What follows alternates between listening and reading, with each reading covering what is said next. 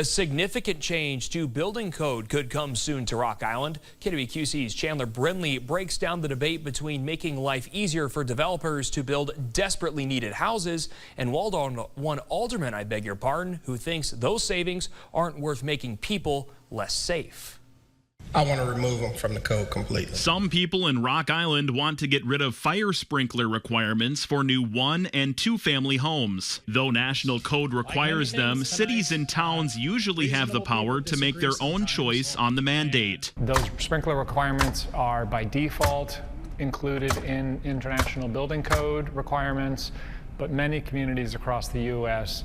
amend the requirement to not require those sprinkler systems. Rock Island finds itself as the lone municipality of the Quad Cities that still requires sprinklers. For a city considered a desert for housing, the majority of council members feel it's time for change. But I do feel that it is a financial burden for people building new homes. However, Councilmember Dylan Parker's experience with fire safety hits home.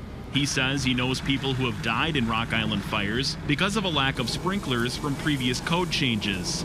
In that decade that I lived there, 6 houses burned to the ground within a square block radius of my home. Unfortunately, in one of those fires, one of my neighbors could not get out, and he passed away during that fire.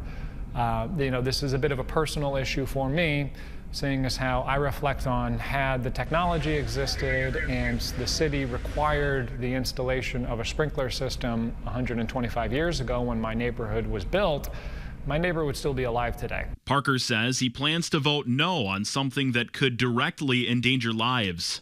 Motion to consider the ordinance. But the majority of his fellow aldermen didn't agree and approved the first read-through of the change. The second and final reading will come at the next council meeting. In Rock Island, Chandler Brindley, KWQC TV6 News.